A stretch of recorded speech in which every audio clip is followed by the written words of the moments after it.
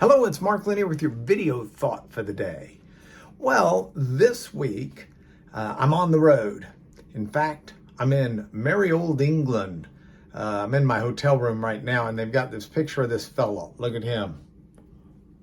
Winston Churchill on the wall. Seems appropriate being in England. Well, I thought since I was on the road this week, I might use as a theme for the rest of the week, recognizing yesterday was Martin Luther King Day, and so I did a passage on Martin Luther King, or a video thought for the day on that. But today, I thought I would spend the rest of the week looking at passages in the Bible that reference traveling. So I thought today I'd start out with Psalm 121. Now, Psalm 121 is often called the traveler's psalm because it's a psalm about how God will keep your going out and your coming forth. And I love the psalm. I want to read it to you. The psalmist begins, "I lift up my eyes to the hills. From where does my help come from?" And I like the way this starts. A traveler back in the day of the psalmist would travel in Israel, and there's the hill country of Israel. In fact, that's where Jerusalem is. Passages always talk about going up to Jerusalem because you go up the hill to get to Jerusalem. So he says, "I lift up my eyes to the hills. From whence does my help come? My help comes from the Lord, who made heaven and earth." That's pretty big time.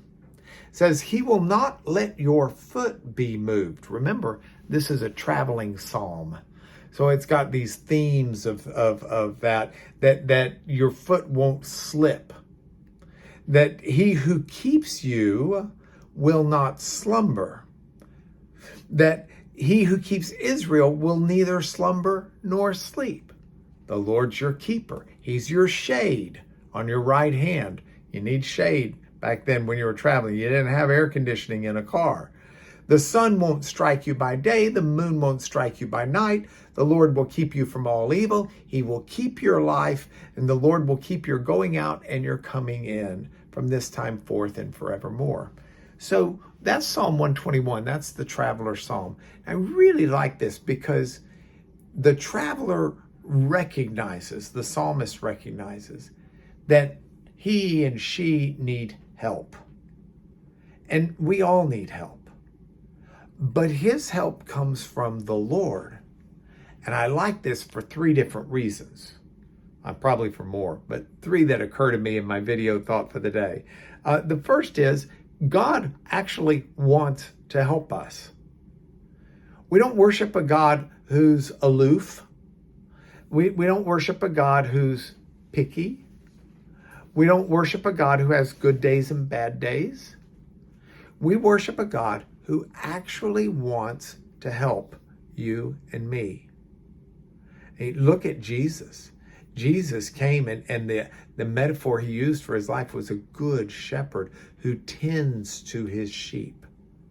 That's what God wants to do. He wants to help us. So that's one good reason to look to him for help. He wants to help us. The second reason to look to him for help is because he's available to help us. The psalmist says he's not going to sleep. He's not taking a vacation. He's awake. He's more than 24/7. He's 25/8. So the God who wants to help us is able to help us. And that's huge. And the third reason to turn to the Lord is how effective his help is. He won't let your foot stumble. He won't let you fall. He's going to guard your going out. He's going to guard your coming back. God is effective in his help. So think about that. He wants to help.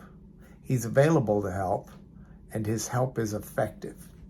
Those are three strong reasons to look to the Lord for help in whatever your journey involves you in today. You may be going to see Winnie's country in England, or it may be going down the street to see what's on sale today at Kroger. Regardless, wherever you're going, God wants to help you. He is there and available to help you, and he will effectively help you. So my question to you is my question to me. Where are you looking for your help? From whence cometh your help? Psalm 121, the Traveler Psalm, tells us, from the Lord who made heaven and earth. And that is your video thought for the day.